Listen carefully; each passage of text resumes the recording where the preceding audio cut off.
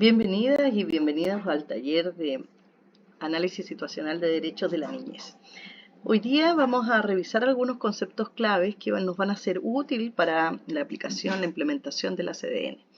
Principalmente tener una visión sobre qué son los derechos de los niños y adolescentes, qué implica entender el enfoque de derecho y cómo utilizarlo en la planificación de proyectos. Bueno, comencemos. ¿Qué son los derechos de los niños y de los adolescentes? Bueno, cosas básicas que podríamos compartir, ¿cierto? Primero, los derechos de los niños son derechos humanos y como tales forman parte de un sistema más amplio de derechos humanos. Por lo tanto, todas las convenciones y todos los instrumentos de derechos humanos son aplicables para los niños y a la vez contamos con un instrumento, que es la Convención de los Derechos de los Niños, en donde se establecen de manera articulada, ¿cierto?, los estándares mínimos que permiten asegurar la dignidad de los niños y promover su desarrollo. Entonces, en la Convención de Derechos de los Niños esa es la visión principal, pero vamos a destacar principalmente el rol de actoría, ¿cierto?, de los niños y de las niñas. Y esto es interesante porque es la Convención de los Derechos de los Niños marca un hito en la historia de derechos humanos porque reconoce, ¿cierto?, aun cuando los niños y las niñas son sujetos en desarrollo, la titularidad de sus derechos, ¿sí? Entonces, esto es bien interesante porque inaugura, digamos, el entendimiento de que los derechos de los niños son actores sociales, son sujetos de desarrollo y no solo beneficiarios o objetos pasivos de la transformación de sus condiciones de vida. La Convención de los Derechos de los Niños va a abarcar todos los aspectos de la vida de las y los niños buscando generar un piso, ¿cierto? El piso que hasta hoy día hemos construido como los estándares, los criterios mínimos para el desarrollo. Lo interesante es que estos estándares, ¿cierto?, que están reflejados en los artículos de la Convención, son legalmente vinculantes. Esto significa que cada vez que un país firma la Convención de los Derechos de los Niños, se compromete a la implementación gradual de las condiciones que permitan el goce y el ejercicio de los derechos que están ahí descritos. La Convención de los Derechos de los Niños es una de las convenciones más ampliamente ratificadas y más rápidamente ratificadas por todos los países del mundo, excepto Estados Unidos. Lo que, claro, no significa necesariamente que hay un avance en la implementación pero sí muchos países, solo uno, digamos, en el mundo, no ha escrito o no se ha comprometido legalmente en generar estas condiciones. La convención está formada por 54 artículos, ¿cierto? Y estos están articulados por bloques que nos permiten entender determinadas áreas de desarrollo. De estas categorías principales podemos entenderlas como en 4 grandes categorías de derechos de los niños: los derechos al desarrollo, o sea, educación, juego, identidad, cultura; los derechos a la supervivencia, vale decir, servicios sanitarios y un nivel de vida adecuado; el derecho a la participación, vale decir, el derecho a ser escuchado en los asuntos que lo afectan e influir en las decisiones que los involucran; el derecho a la información, el derecho a la libertad de asociación, el derecho al pensamiento, ¿cierto?, y el derecho a la organización. Y el derecho a la protección, o sea, el derecho a no ser separados de su familia, la protección contra la violencia, la negligencia y las distintas formas de explotación. Por otro lado, la Convención de los Derechos de los Niños es bien explícita en compartirnos la idea de que también, como el resto de los instrumentos de derechos humanos, cuenta con principios. ¿Qué son los principios en derechos humanos, en doctrina de derechos humanos?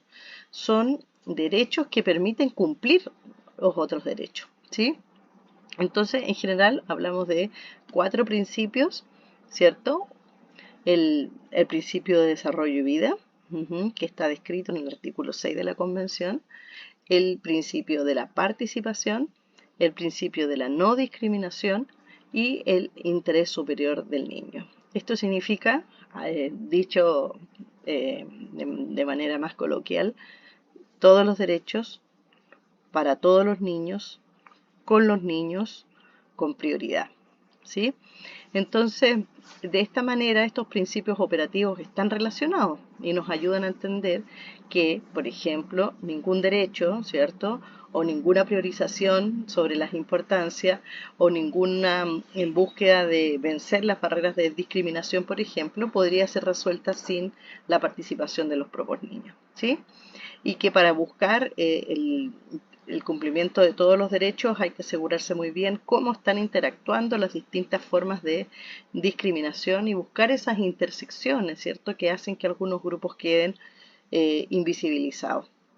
Y esto de nuevo requiere darle prioridad a los grupos no discriminados y favorecer la voz de los grupos que están más excluidos.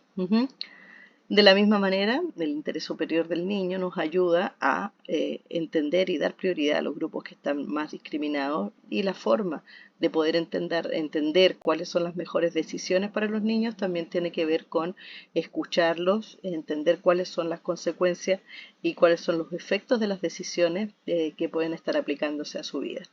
En el marco de la Convención de los Derechos de los Niños también existe un principio que también se habla de este principio como un carácter de principio más operativo, que se refiere a la autonomía progresiva del niño. Y esto es importante aclarar, no se refiere a la autonomía progresiva para el goce y ejercicio de sus derechos, porque eso debiese estar garantizado para todos y todas las niñas, como acabamos de ver, sino que se refiere a la necesidad de ir generando, de acuerdo a las capacidades de los niños, mayores espacios para que ellos puedan tener mayor responsabilidad, ¿cierto?, en el ejercicio y cumplimiento de sus derechos. Entonces, este concepto es importante que lo entendamos bien, porque la evolución de las capacidades del niño es un principio de interpretación en el derecho internacional que va a reconocer que en la medida que los niños adquieren mayores competencias y capacidades, se reduce la necesidad de orientación por parte de los adultos y aumenta la capacidad de asumir las responsabilidades en las decisiones que afectan a sus vidas. Y como sabemos, estas competencias y capacidades no están normadas solamente por condiciones etarias, ¿cierto?, sino que también por las experiencias y las posibilidades que tienen los niños, que permiten desarrollar capacidades diversas dependiendo de las niñeces que ellos enfrentan o ellas enfrentan, ¿sí? Entonces es importante entender esto porque no hay, por ejemplo, un límite de edad para participar, ¿sí?, sino que capacidades que se van desarrollando de manera progresiva desde que uno nace en adelante, gracias a la participación. O sea, la participación es clave para el desarrollo. Podríamos decir que la participación es la otra cara de la misma moneda de la autonomía. Cuando hay participación, entonces aumentan las capacidades y por lo tanto hay mayores posibilidades de responsabilizarse e influir de manera e ir influyendo en la toma de decisiones que van afectando sus vidas. Entonces, el paradigma anterior caracterizó a los niños y niñas como incapaces, ¿cierto?, debido principalmente a la falta del desarrollo cognitivo. La visión predominante era una tabla en blanco, ¿cierto?, que debería ser escrita por los adultos, un vaso medio vacío, ¿cierto?, ese tipo de metáfora. En el paradigma que plantea la Convención de los Derechos de los Niños y las niñas participan en su propio desarrollo y se desarrollan participando. De esta manera es importante entonces pensar qué es el enfoque de derechos de la niñez. ¿Sí? Cuando hablamos de enfoque de derechos de la niñez, estamos hablando de una mirada particular que va a poner acento en los derechos de los niños. Cuando en ciencias sociales hablamos de enfoques, nos estamos refiriendo siempre a una noción de sujeto, a una noción de cambio y a una idea de cómo alcanzar ese cambio, ¿sí? Esto vale para el enfoque de género, para el enfoque intercultural, ¿cierto? Y de esta manera entonces, cuando hablamos de enfoque de derechos de la niñez, nos estamos refiriendo a una forma de ver a los niños particular, de constituir esos sujetos sociales, una forma de entender qué es lo que queremos lograr y la manera de alcanzarlo. Desde el enfoque de derecho, los niños y las niñas y los adolescentes son personas independientes y titulares de derechos humanos. Ellos participan activamente en la planificación, la implementación, la evaluación de actividades y proyectos dirigidos a ellos para poder exigir la realización de sus derechos de protección, provisión y participación, tal como se define en la Convención. Por supuesto, el que los derechos sean universales no significa que existe solamente una forma de vivir la niñez. De hecho, podríamos decir que dependiendo de las condiciones, los contextos sociales, culturales, económicos, existen diversas formas de vivir las infancias. Entonces lo que va a hacer la convención es establecer ciertos estándares básicos mínimos que no buscan, ¿cierto?, homogenizar la diversidad de las niñeces, sino que muy por el contrario, establecer los pisos mínimos para poder contextualizar y permitir el desarrollo en el marco de esa diversidad.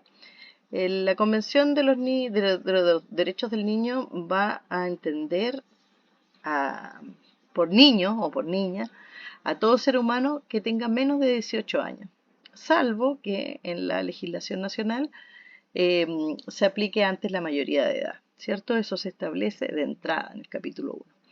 En el artículo 5, además, la Convención de los Derechos del Niño establece que los estados van a respetar la responsabilidad, los derechos y los deberes de los padres y tutores de impartirle, y aquí está lo interesante, en consonancia con sus facultades, va a decir, promoviendo el desarrollo de capacidades y autonomía, dirección y orientación apropiada para el goce de sus derechos. Entonces, ¿qué cosas es importante dentro del enfoque de derechos de la niñez? Primero, reconocer a los niños como titulares de derecho, como actores sociales, como aliados en el proceso de transformación de las condiciones que van a permitir su desarrollo. Luego, lo que es importante desde el punto de vista de los derechos de la niñez es reconocer que no porque están declarados, no porque existen y no porque tenemos un acuerdo en los estándares mínimos, ¿cierto? Los 54 artículos de la Convención, eso significa que ya existen para todos los niños y las niñas. Y por lo tanto es importante identificar los derechos que se requieren fortalecer y trabajar para cumplir que estos estándares mínimos sean accesibles para todos los niños y fueran realizables, ¿cierto?, para todos los niños y las niñas. Y esto implica entender que lo que importa es identificar cuáles son las causas que impiden, que están obstaculizando que esas garantías, sabiendo que existen, teniendo acuerdos internacionales que las avalan y compromisos nacionales que las establecen, no sean instalados. ¿Sí? Entonces, esto es interesante porque buscamos entender las causas y no buscar solamente entender cuáles son los efectos, porque vamos a actuar sobre esas causas.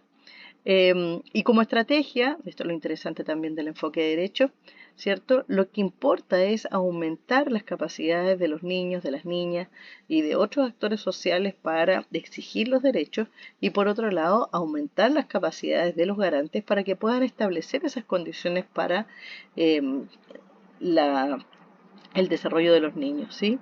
Entonces, aplicar los principios de los derechos humanos y de los derechos de la niñez poniéndolos en práctica durante las etapas de implementación o de ciclo de un proyecto, nos va a ayudar a mantener el enfoque de derecho, vale decir, en poner foco en la importancia de generar cambios que tengan que ver con estos estándares mínimos de desarrollo establecidos en la Convención, poder mirar en la realidad particular cómo afecta a determinados grupos de niños, poder tomar decisiones con respecto a cómo dar prioridad en aquellos casos donde aparece urgente y esto lograrlo de manera participativa a través del análisis de las causas y de las capacidades que tienen los actores, las comunidades y los garantes para transformar esa realidad.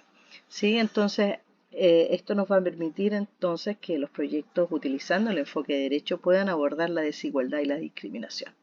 Entonces, un aspecto clave de la estrategia del enfoque de derecho es que no solo importa empoderar a los niños, a las familias, a las comunidades para que se reclamen los derechos, se exijan esas condiciones para los niños y las niñas, sino que también es importante hacerlo con ellos. Y por otro lado, es importante que los garantes, ¿cierto?, en especial el garante principal, cumplan las obligaciones de respetar, proteger y garantizar los derechos humanos. Por lo tanto, podemos decir que para lograr estos cambios necesitamos tener estrategias que ayuden a aumentar las capacidades de exigencia de los derechos humanos por parte de los niños y también de los garantes por cumplir y avanzar en generar condiciones que permitan que se cumplan estos estándares básicos establecidos en la Convención. Y cuando nosotros hablamos de planificación con enfoque de derecho, básicamente esta planificación se va a desarrollar a partir de la idea de utilizar de manera práctica los principios y los estándares de los derechos de los niños en la planificación de proyectos. Entonces, cuando nosotros utilizamos la programación de derechos del niño, significa que estamos utilizando los principios de los derechos de los niños y de la niña para planificar, implementar, monitorear los programas con el objetivo de mejorar la condición de los niños, mejorar la situación de derecho, avanzar en el cumplimiento de esos estándares descritos en la Convención para que todo niño pueda disfrutar plenamente de sus derechos y vivir en sociedades que los reconozcan y los respeten como actores sociales, ¿sí? Entonces, vamos en la planificación con enfoque de derecho o la programación con enfoque de derecho, vamos a utilizar estos 4 principios para llevarlos al ciclo de planificación. Entonces, lo que se espera cuando planificamos, programamos con enfoque de derecho, es que en cada etapa del ciclo, vale decir, la etapa del análisis situacional, la etapa de la planificación y diseño del proyecto, la etapa de implementación y la etapa de monitoreo, estos 4 principios están presentes. Y esto es interesante, por lo que siempre se recomienda que para poder desarrollar un proyecto utilizando el enfoque de derecho, primero tenemos que generar un lenguaje común para generar una sensibilización sobre los principios de los derechos de los niños y su utilidad práctica. Y luego eso nos va a llevar a que no vamos a hacer diagnósticos tradicionales, con donde por lo general lo que hacemos es listar los efectos, señalar los problemas, sus dimensiones y sus magnitudes, sino que generar un proceso el cual implica la participación de los niños, las niñas, otros actores, incluidos los garantes, para analizar cuáles son los derechos que están siendo más vulnerados, cuáles son sus causas, de qué manera, cuáles son las brechas de capacidad que tienen los garantes y cuáles son las ideas que podrían funcionar en quienes para mejorar y para lograr el cumplimiento de estos estándares básicos de derecho en las áreas de mayor necesidad y de prioridad en las comunidades que estamos trabajando. Cuando tenemos un análisis situacional, entonces tenemos un panorama, una construcción participativa de las causas y de las posibles soluciones vistas por los distintos actores, incluidos los niños y los garantes de distinto tipo. Y esto nos sirve de base entonces para también, con la participación de los niños y otros grupos metas, identificar y tomar decisiones con respecto a qué cambios son posibles alcanzar, son relevantes alcanzar, ¿cierto? Son prioritarios alcanzar, interés superior del niño, ¿cierto?